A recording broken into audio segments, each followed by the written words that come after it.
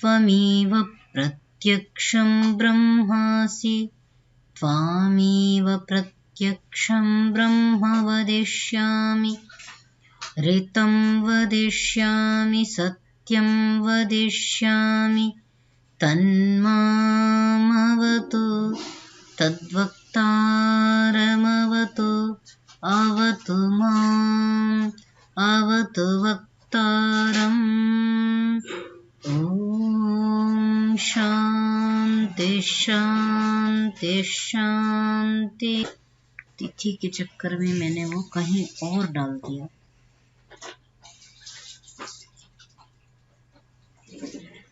आप ना कहते तो शायद मैं ये ध्यान में नहीं देती।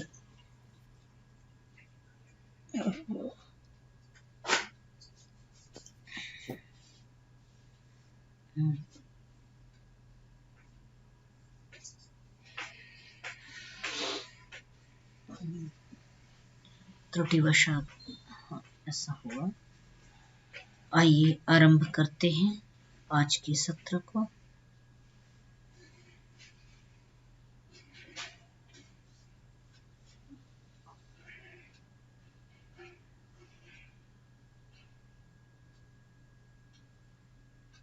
हम पीछे चर्चा कर रहे थे 3 तत्वों की।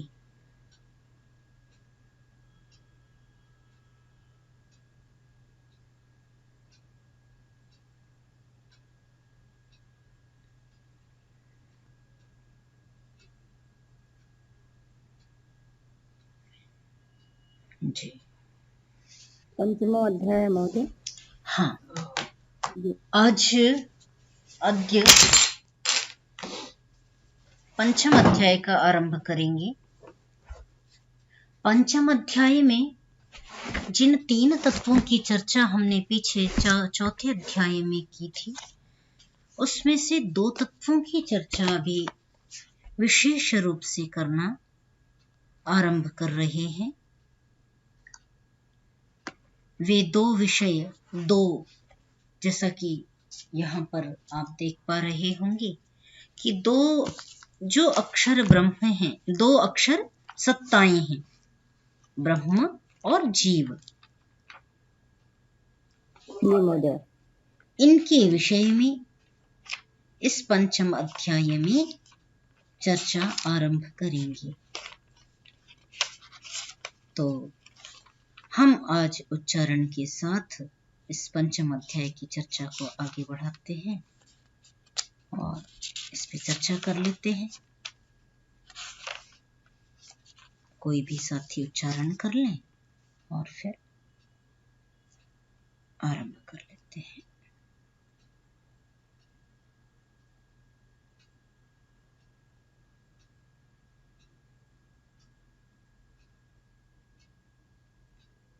कौन उच्चारण कर रहे हैं?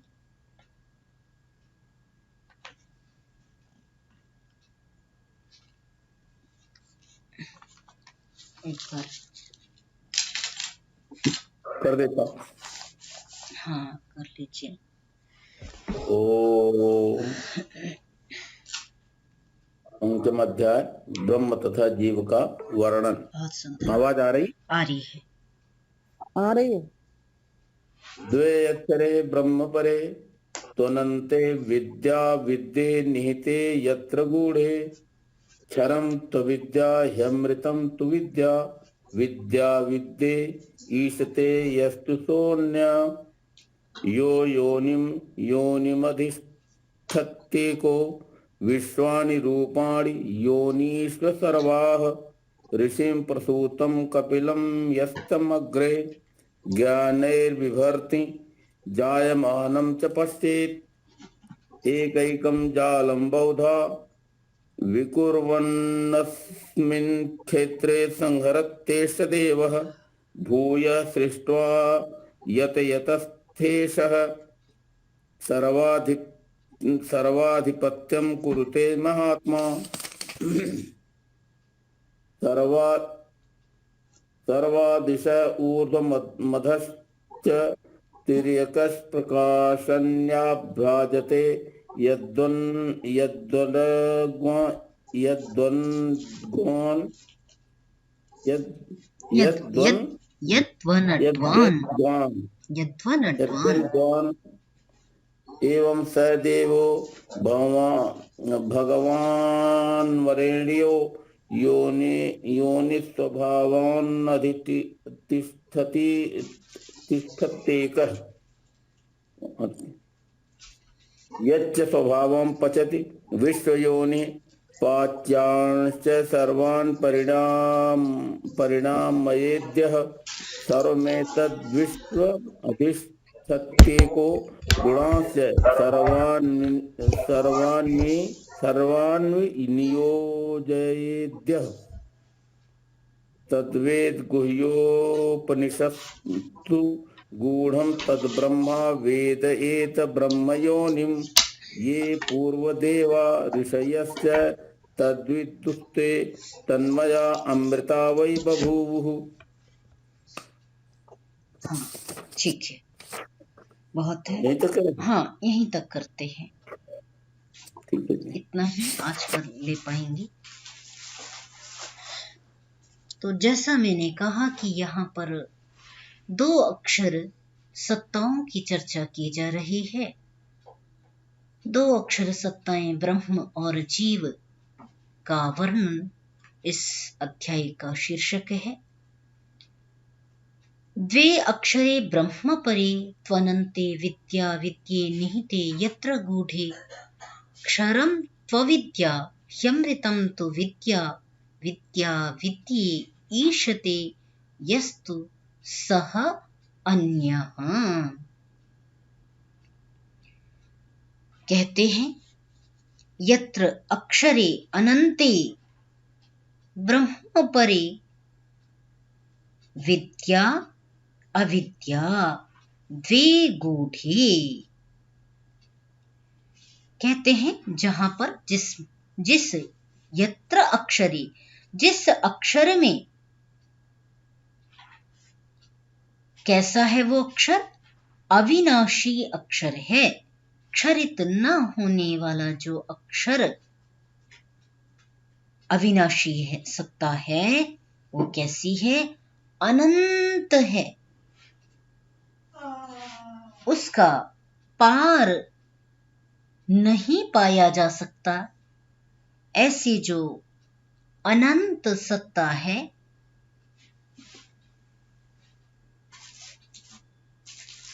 ऐसे अनंत ब्रह्म परे, ऐसे पर ब्रह्म परे अर्थात ऐसे पर ब्रह्म में विद्या अविद्या दोनों ही निगूढ़ हैं। विद्यां च अविद्यां च यस्तद्वेदो, ना, दोनों ही उस परमपिता परमात्मा में पर ब्रह्म में निगूढ़ हैं। द्वे अक्षरे सत्ताएं दो हैं, पर जिस अविनाशी पर ब्रह्म में ये दोनों विद्या और अविद्या निगूढ़ हैं। क्षरम तो अविद्या, जो अविद्या है वो क्षणवान है, इस लोक से पार जाने में सहायक है, परंतु अमृत सुख, अमृत दर्शन कराने में वो साधन यद्यपि बनती है, परंतु साध्य को दर्शन नहीं कराती। साध्य नहीं है, साधन अवश्य है। तो इसलिए कहा कि अविद्या जो है वो तो क्षणवान है, क्षरणशील है, नाशशील है, और उसमें जो विद्या है वो अमृत है। पीछे हम छांदोग्य उपनिषद में सनत कुमार के प्रकरण में बहुत सारी विद्याओं को देख करके आए थे। नारद और सनत कुमार का जो प्रकरण है, जहां पर सनत कुमार ने, संभवतः सप्तम प्रपाठक का यह विषय है, जहां पर सनत कुमार ने कहा कि मैं ये विद्याएं भगवान, मैं इतनी विद्याओं को पढ़ कर के आया हूं, अब मुझे ब्रह्म ज्ञान का उपदेश दीजिए, है ना।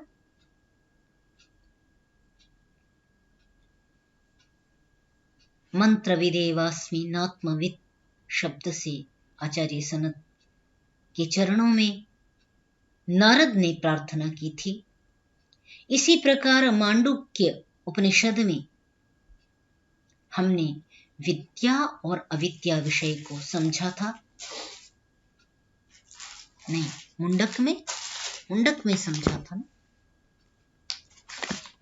तो वे जो विद्या हैं, मुंडक उपनिषद का प्रथम मुंडक में अपरा विद्या को हमने विस्तार से देखा था। अपरा विद्या क्या है और परा विद्या क्या है।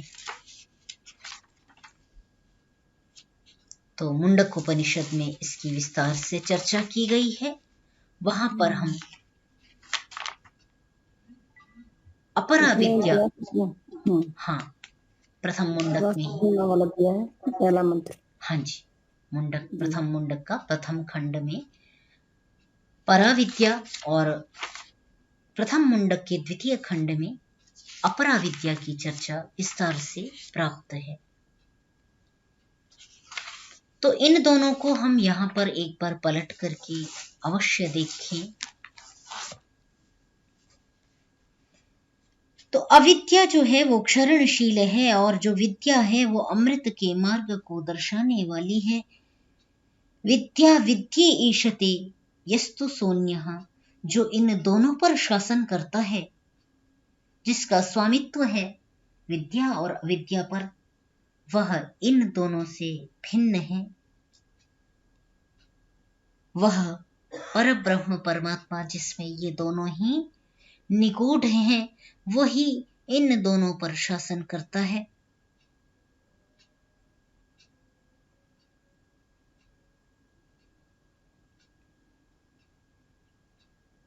और जो दूसरा है वो जीवात्मा जो है, कह सकते हैं कि वह विद्या का दर्शन करके, अविद्या के द्वारा विद्या को साध करके अमृत की प्राप्ति करता है। अविद्यया मृत्युम तीर्त्वा विद्यया अमृतम अश्नुते। तो एक तो इसमें ईशन करता है, स्वामित्व करता है, और इससे भिन्न जो दूसरा है वो अविद्या से मृत्यु को तर करके विद्या से अमृत को प्राप्त करता है। यो योनिम अधितिष्ठति एकः विश्वानि रूपाणि योनिश्च सर्वाः। जो योनि में अंदर तक बैठा हुआ है, गया हुआ है, सब प्राणियों में गया हुआ है,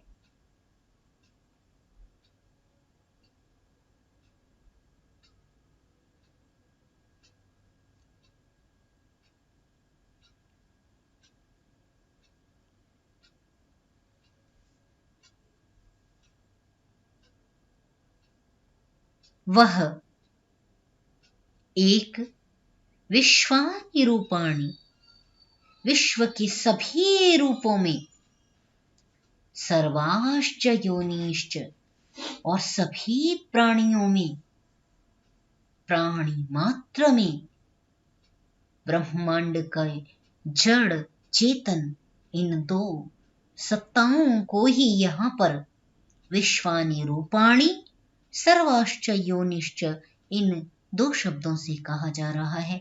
विश्व के सभी रूपों में विश्व रूप है वो, और इसीलिए हमने गीता के 11वें अध्याय में, जिसका नाम ही है अथ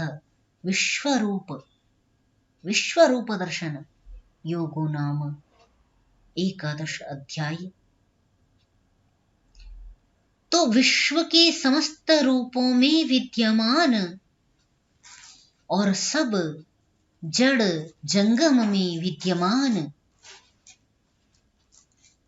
जितने रूप जड़ रूप हैं, पर्वत पहाड़ नदियां नाले पठार मैदान इत्यादि जो कुछ भी है, सब में वह विद्यमान है और सभी उसमें रहने वाले प्राणियों में भी वह विद्यमान है।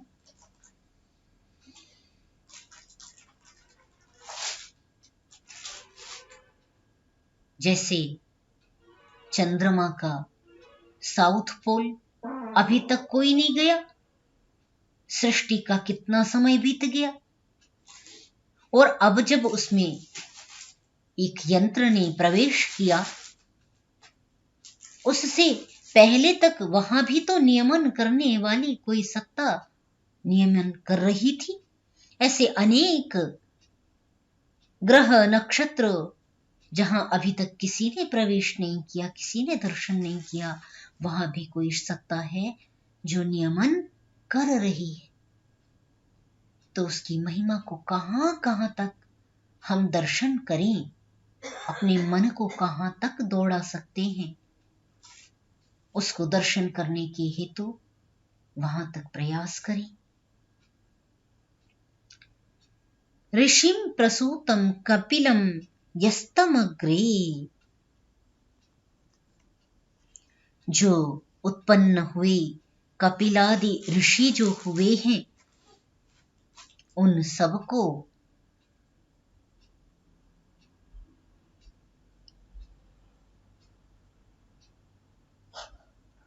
ज्ञानैः विभर्ति, ज्ञान के द्वारा धारण करने वाला है। और जायमानं च पश्येत, और जो उत्पन्न हुए इस सृष्टि में, जो कोई भी उत्पन्न हुए, जो इस प्रकार के ऋषि साधक हैं, वे ज्ञान की आंखों से पश्येत, वे उस पर ब्रह्म को देखें, उत्पन्न हुए को देखें, अर्थात जो साधक इस प्रकार ऋषि इत्यादि हुए हैं, वे ऋषि इत्यादि साधकों को उत्पन्न करने वाला भी वह परमात्मा है।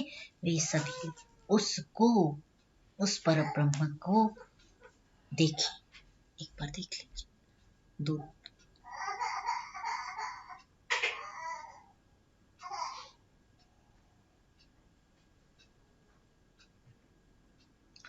एकैकं जालं बहुधा विकुर्वन् अस्मिन् क्षेत्रे संहरत्येष देवः भूयः सृष्ट्वा यतयस्तथेषः सर्वाधिपत्यं कुरुते महात्मा।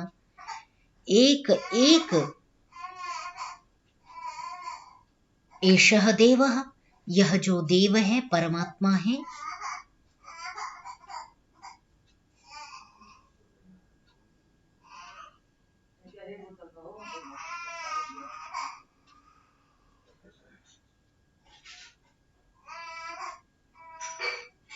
यह जो देव है, परब्रह्म है, जिसको ऊपर ब्रह्म परे ब्रह्म शब्द से कह आए हैं, जो सबका ईशन करने वाला है। एषः देवः, यह देव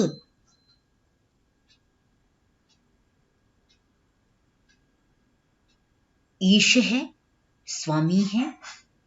एकैकं जालं विकुर्वन्, प्रत्येक योनि को, जिस योनि की बात ऊपर कर आए हैं, एकैकं प्रत्येक को, प्रत्येकम कहें अथवा एकम एकम कहें, बात समान है, तो प्रत्येक को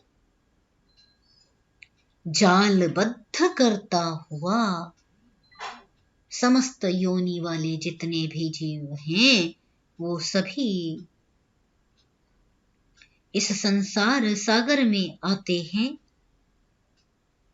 तो जालम विकुर्वन, उनको जाल में करता हुआ, अस्मिन् क्षेत्रे संघरति, इस क्षेत्र में संहार करता है।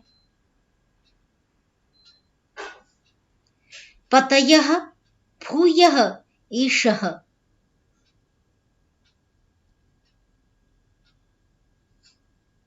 वो अपने जाल को फैलाता हुआ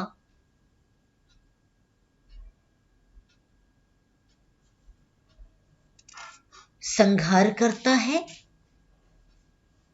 अर्थात सब योनियों का वही बनाने वाला है, सब कारणों का वह अधिष्ठाता है, सब कार्यों का वह अधिष्ठाता है और उनका ही वह प्रलय करता है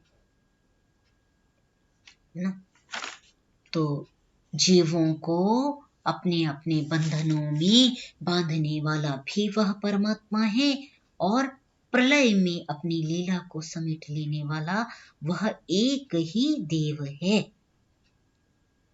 हे पतयः, हे विद्वानों, भूयः ईशः महात्मा परमात्मा सर्वाधिपत्यम कुरुते, वैसे ही वह ईश्वर जो है जगत का स्वामी है, वह समस्त ब्रह्मांड को रच करके,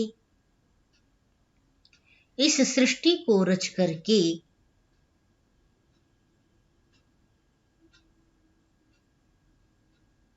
सर्वाधिपत्यम कुरुते, सब पर अपना आधिपत्य स्थापित करता है।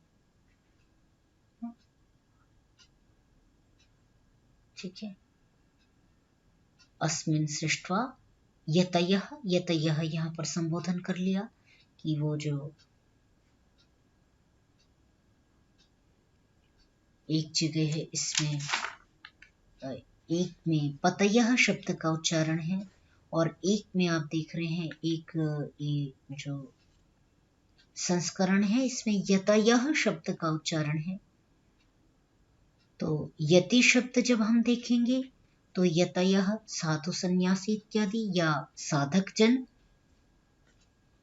आप उसको दोनों तरह से देख सकते हैं। और पतयः शब्द है तो भी जो स्वामित्व धारण करने वाले, स्वयं पर विजय प्राप्त करने वाले जो साधक हैं, वे इस देव को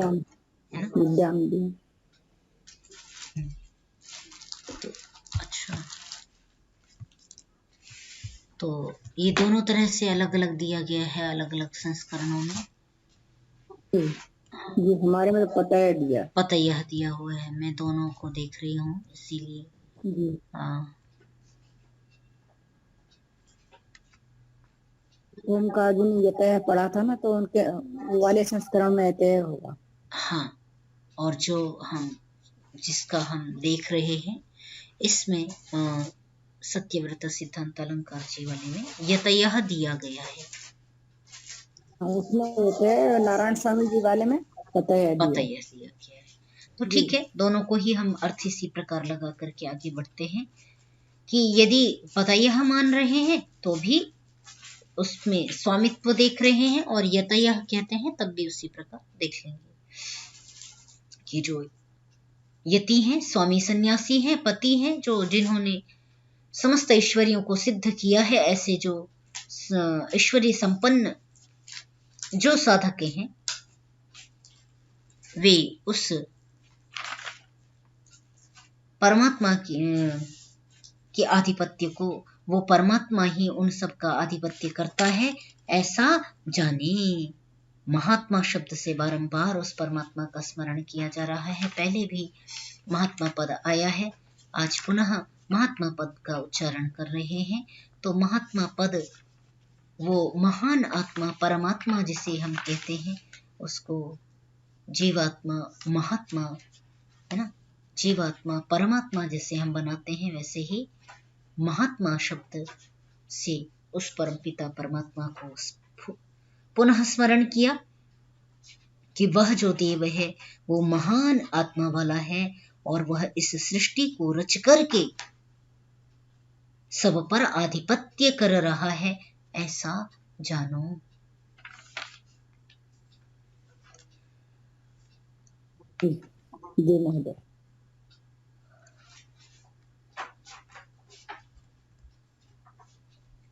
सर्वाः दिशः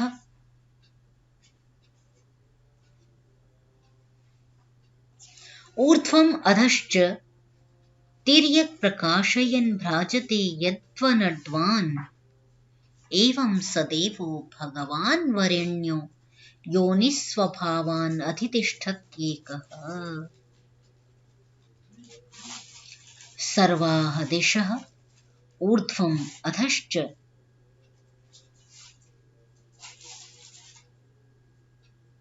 यत् उ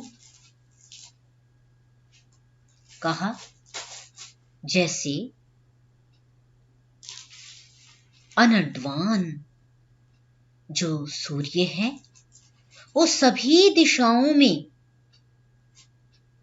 ऊपर नीचे तिरछे प्रकाशयन भ्राजते प्रकाश करता हुआ देदीप्यमान होता है।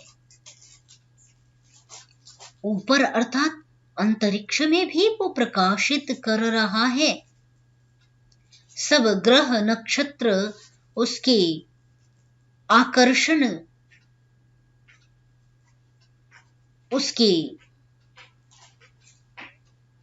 गति से प्रभावित होते हुए गतिमान हो रहे हैं। अतः यहां पर अनड्वान पद सूर्य के लिए प्रयोग किया गया है। लोक भाषा में हम अनड्वान बैल के लिए प्रयोग करते हैं, वृषभ के लिए प्रयोग करते हैं, परंतु यहां पर अनड्वान पद सूर्य के लिए प्रयोग किया गया है। निरुक्त में भी यह इस अर्थ में देखा जाता है। तो वह जो सूर्य है वो सब दिशाओं में, पहले भी मैंने इसकी चर्चा की थी कि ऊपर के विषय में संदेह लोग करते हैं, परंतु यहां स्पष्टता के साथ 2-3 बार ये शब्द हमारी इस उपनिषदों में का अंश रहा है, जिसमें यह स्पष्टीकरण किया गया कि ऊपर भी सूर्य का प्रकाश, तो वहां भी दिशाओं का दर्शन हो सकता है, दिशाओं का बोध हो सकता है। इसीलिए कहा ऊपर नीचे तिरछे सब और प्रकाशों को करता हुआ भ्राजते दीप्यमान हो रहा है। एवं सदेवः, इसी प्रकार वह देव जो है, ब्रह्म जो है, एवं सदेवः भगवान वरेण्यः, जो भगवान है, परमैश्वर्यवान है। भगवान विशेषण सामान्य हम महापुरुषों के लिए भी लगाते हैं, क्योंकि जो जो ऐश्वर्यशाली होता है और जो जो साधक सिद्धि पर्यंत पहुंच जाता है, वो समस्त ऐश्वर्यों को सिद्ध करके ही सिद्धियों को प्राप्त करता है। इसलिए हम उन साधकों को भी भगवान शब्द से संबोधित करते हैं। जैसे हम, आपने मेरे मुख से बहुधा सुना होगा, भगवान श्री कृष्ण, भगवान श्री राम, भगवान शिव, भगवान हनुमान, क्योंकि सभी ने ऐश्वर्य को सिद्ध कर लिया था, सभी ने सिद्धियों को सिद्ध कर लिया था। और इसका हम उदाहरण हनुमान जी के जीवन चरित्र में दर्शन भी करते हैं। उन्होंने अपने शरीर को छोटा किया, उन्होंने अपने शरीर को इतना व्यापक किया, उन्होंने सूक्ष्म होकर के उड्डयन कला का प्रदर्शन किया, तो परम ऐश्वर्य से जो संपन्न हो जाते हैं उनके लिए भी भगवान पद का विशेषण प्रयोग किया जाता है। इसका सुंदर सा श्लोक मैंने आपको स्मरण करने के लिए पहले कहा है, जो महाभारत में आता है, वो मैंने आपको बहुधा आपको उसकी स्क्रीनशॉट भी शेयर किया था। और ऐश्वर्यस्य समग्रस्य धर्मस्य यशसः श्रेयः ज्ञान वैराग्ययोश्चैव षण्णां भग इति रणा करके उसमें भग की जो भगवान है उसके अंदर इस प्रकार की 6 प्रकार की ऐश्वर्यों की चर्चा की गई है कि उसके पास ये 6 प्रकार के तत्व होने चाहिए, वो भगवान है।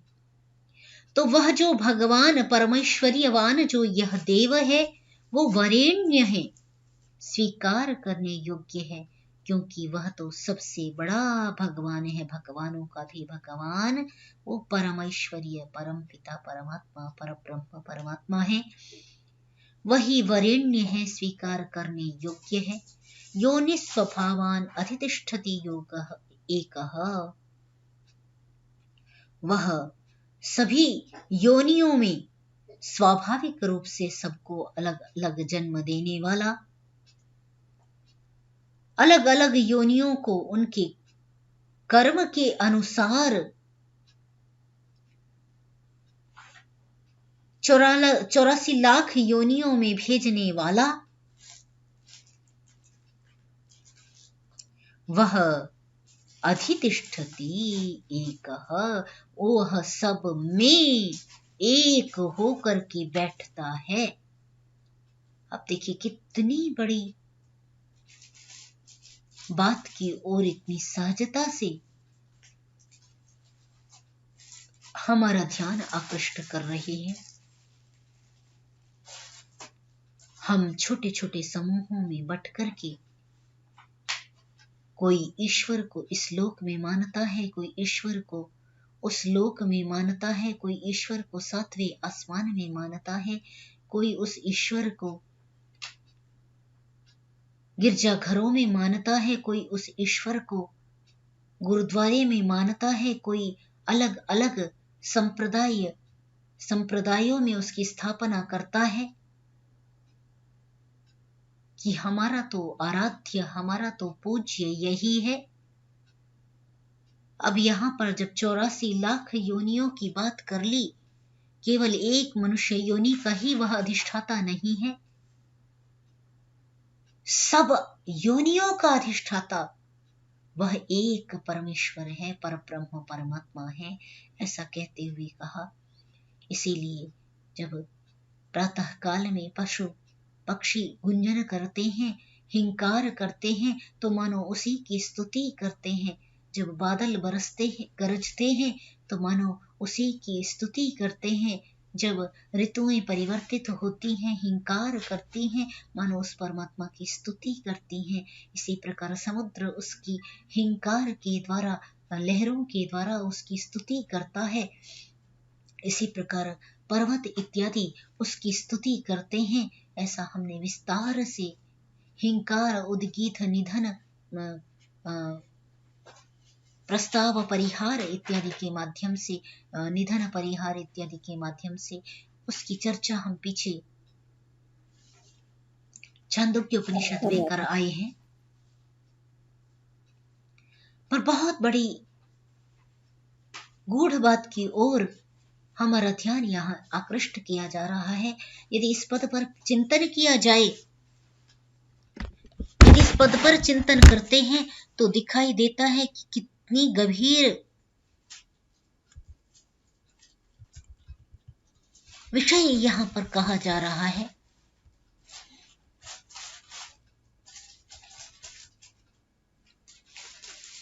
कि वो सब में अकेला बैठा हुआ है। आगे देखते हैं, यच्च स्वभावं पचति विश्वयोनिः पाच्यांश्च सर्वान् परिणामयेद् यः। जो स्वभाव से, यह स्वभावम पचति विश्वयोनिः, जो स्वभाव को, अर्थात जिस पदार्थ का जो स्वभाव है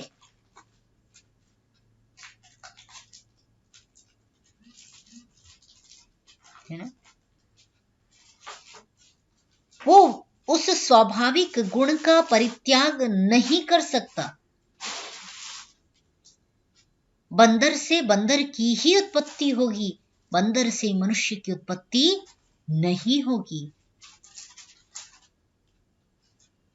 और मनुष्य की उत्पत्ति मनुष्य से ही होगी, घड़े से नहीं होगी।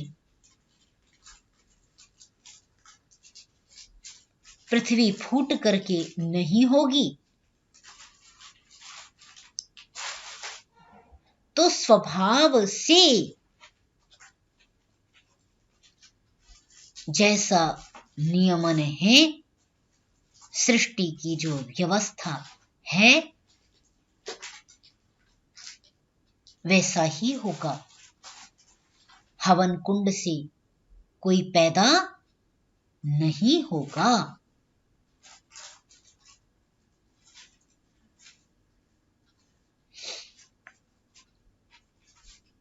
यह स्वभावम पचति, जो पदार्थ जैसे हैं उनको स्वभाव रूप से पचति, पकाता है।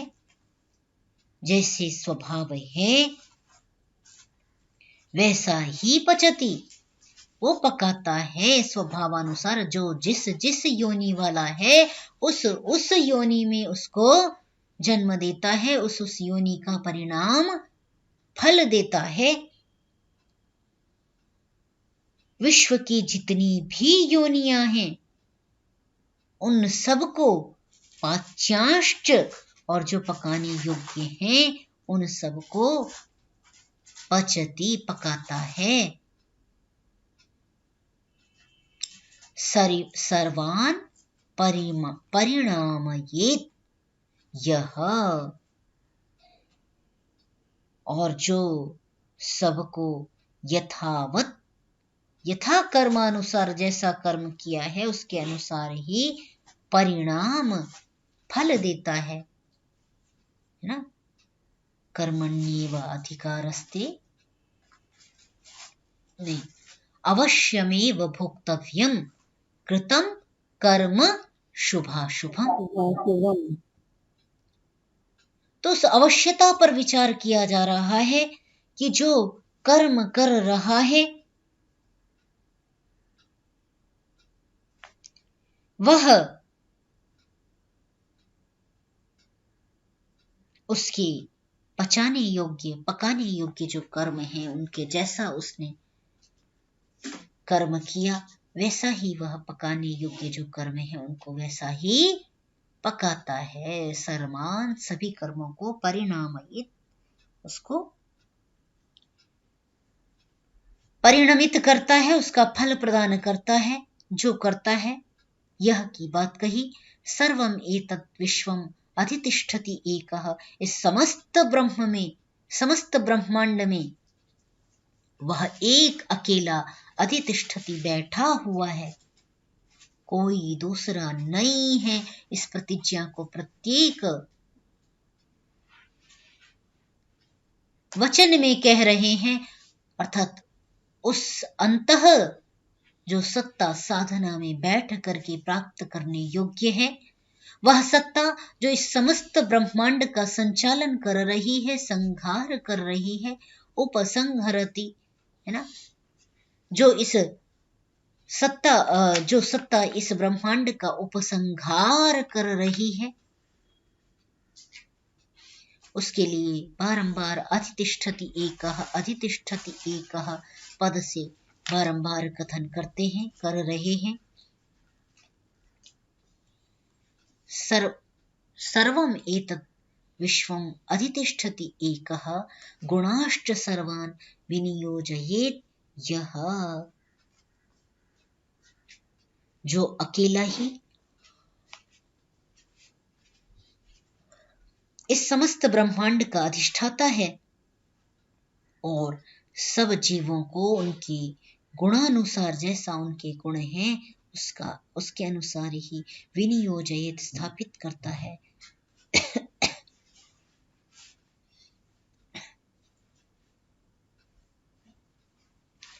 जो उस प्रकार विनियोग करता है, जिसके जिस प्रकार के कर्म होते हैं वैसा ही विनियोग करता है। तदेव गुहासु तद एतद गुह्योपनिषत्सु। अच्छा, समय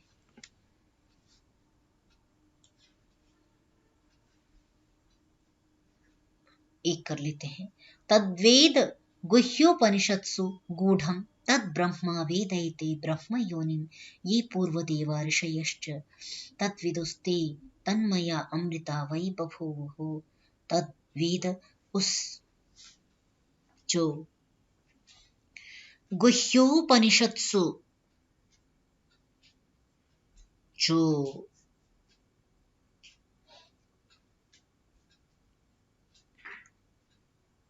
यहां पर उपनिषदकार ने किया, तत् वह जो ब्रह्म है वो वेद गुह्य उपनिषत्सु, वेदों के ज्ञान को समेटी हुई, वेदों के रहस्यों को समेटी हुई उपनिषदों में गूढ़म छिपा हुआ है।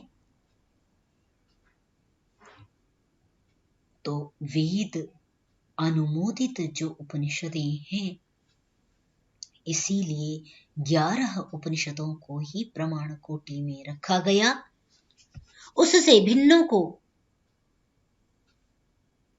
उपनिषद की कोटि में नहीं गिना जाता,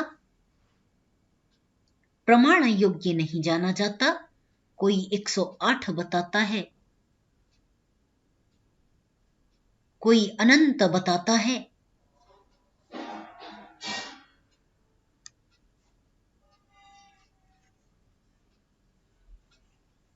और एक विद्वान को मैंने सुना, वो किसी वचन का उद्धरण देते हुए इस प्रकार कह रहे थे कि उपनिषदें तो बहुत सारी हैं और सभी उपनिषदें शास्त्रीय हैं। तो ऐसा जब तक हम पढ़े नहीं उस ग्रंथ की वकालत न करें।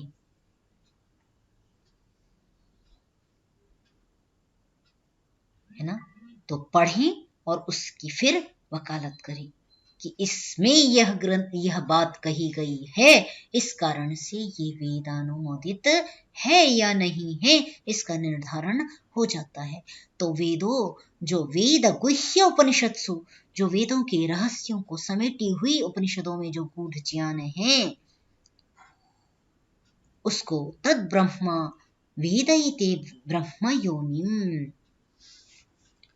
उसको ही तद ब्रह्म योनिम, जो ब्रह्म योनि है, वेद ज्ञान है, जो मूल है, समस्त ज्ञान का जो आदि मूल है, उस ब्रह्मा को वेदयते, ये कोई उपनिषदों में निगूढ़ जो ज्ञान है उसको ब्रह्म योनि माने ब्रह्म ज्ञान को तद वेदयते, वह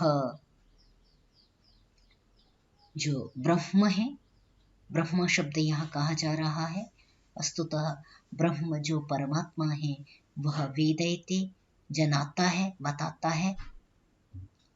वह ब्रह्मा रूप जो परमपिता परमात्मा है, यह ब्रह्मा के लिए नहीं अपितु परमात्मा के लिए ये पद प्रयोग किया जा रहा है, क्योंकि सर्वत्र इस प्रकरण में देवः एकः इत्यादि विशेषणों से उस ब्रह्म की चर्चा चल रही है। अतः संदर्भ प्रसंगानुसार यहाँ देखेंगे तो ब्रह्मा पद जो है वो ब्रह्म के लिए प्रयोग किया जाता हुआ दिखाई दे रहा है। तो वह जो ब्रह्म है वो चारों वेदों का ज्ञान को प्रदान करने वाला है। ठीक है। और ब्रह्मा के संदर्भ में भी लेते हैं तो आदि जो ऋषि हुए हैं ब्रह्मा, उन्होंने इस ज्ञान को प्रदान किया, ऐसा करके भी कर सकते हैं।